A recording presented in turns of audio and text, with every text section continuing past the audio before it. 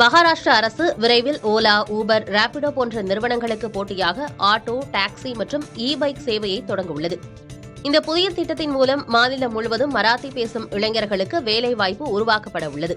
மாநில போக்குவரத்து துறையின் கீழ் செயல்படும் இந்த திட்டத்திற்கு முதல்வர் தேவேந்திர பட்னாவிஸ், துணை முதல்வர்கள் ஏக்நாத் ஷிண்டே மற்றும் அஜித் பவார் ஆகியோர் ஒப்புதல் கொடுத்துள்ளனர். இந்த செயலி மகாராஷ்டிரா போக்குவரத்து தொழில்நுட்ப நிறுவனம் மற்றும் மித்ரா ஆகிய நிறுவனங்களுடன் இணைந்து உருவாக்கப்படுகிறது. இந்த திட்டம் நடைமுறைக்கு வந்தால் பயணிகளுக்கும் வேலை தேடும் இளைஞர்களுக்கும் பயனளிக்கும் ஒரு சமூக மாற்றமாக இருக்கும் என அம்மாநில அமைச்சர் பிரதாப் சர்நாயக் கூறியுள்ளார். பெரும்பாலான இளைஞர்கள் படித்துவிட்டு தனியார் நிறுவனங்களில் குறைந்த ஊதியத்தில் வேலை செய்து வரும் நிலையில் அரசே இதுபோன்றதொரு திட்டத்தை முன்னெடுத்துள்ளது பேசுபொருளாக மாறியுள்ளது. இந்நிலையில் இதே போன்றதொரு திட்டத்தை தமிழக அரசு கையில் எடுக்குமா என்பதை இளைஞர்களின் எதிர்பார்ப்பாக உள்ளது.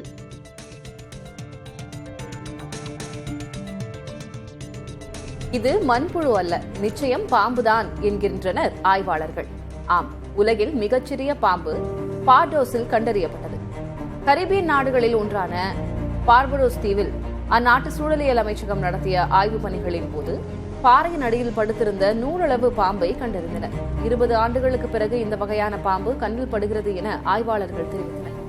8 முதல் 10 சென்டிமீட்டர் அளவு கொண்ட இந்த பாம்பு சுருண்டு படுத்தால் 10 ரூபாய் நாணயத்துக்குள் அடங்கிவிடும் அளவுக்குத்தான் இருக்கிறது. கருப்பு மற்றும் ஆரஞ்சு நிறத்தில் இருக்கிறது அந்த பாம்பு. இந்த நூல் பாம்பை கண்டறிந்துள்ளது தங்களுக்கு சில விஷயங்களை உணர்த்தியுள்ளதாக ஆய்வாளர்கள் தெரிவித்தனர்.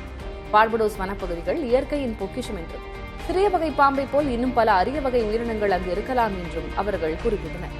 முறையான பாதுகாப்பான ஆய்வுகள் மூலம் இதுபோன்ற அரிய வகை உயிரினங்கள் சிலவற்றை கண்டறியலாம் எனவும் ஆய்வாளர்கள் தெரிவித்துள்ளனர்.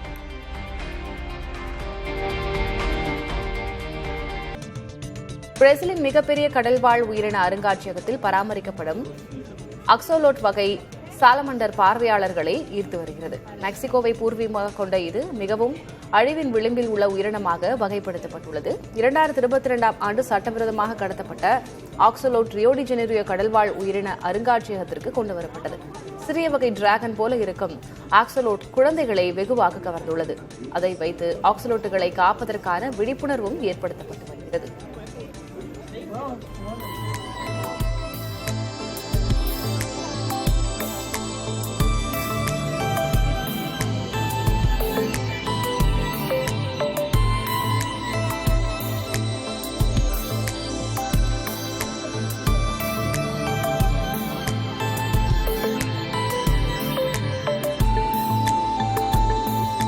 தேனி மாவட்டம் மேகமலை அருவிக்கு குழந்தைகளுடன் செல்லும் சுற்றுலா பயணிகள் வழுக்கும் பாறைகளில் ஆபத்தை உணராமல் செல்வதை தடுக்குமாறு கோரிக்கை எழுந்துள்ளது.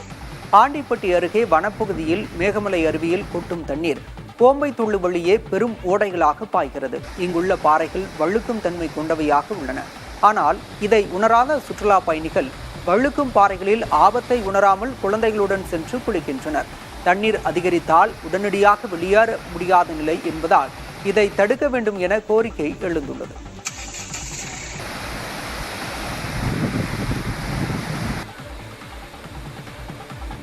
கீழடி அகழாய்வு விஷயத்தில் திமுக அரசின் செயல்பாடுகளுக்கு அதிமுக துணை நிற்கும் என அந்த கட்சியின் பொதுச் செயலர் எடப்பாடி பழனிசாமி உறுதியளித்துள்ளார். கீழடி அருங்காட்சியகத்துக்கு அடிக்கல் நாட்டியது அதிமுக அரசுதான் என்றும் அவர் நினைவு கூர்ந்துள்ளார். கிமு 6ஆம் நூற்றாண்டுக்கு முந்தைய காலத்தை சேர்ந்த நாம் உறுதிப்படுத்தியிருக்கோம். அங்க அமெரிக்காவில் புளோரிடா மாநிலத்தில் அனுப்பி அதுல அவருடைய சான்று உறுதிப்படுத்தியிருக்கிறார். அப்படி அனைத்து இந்திய அண்ணா திராவிட முன்னேற்ற கழகத்தை பொறுத்த வரைக்கும் தமிழுடைய பெருமை உலகத்துக்கு பறைசாற்றுவதுதான் எங்களுடைய நோக்கம். இப்ப இது கேட்டுக்கிறாங்க, அதை கொடுக்கலைங்கிறாங்க.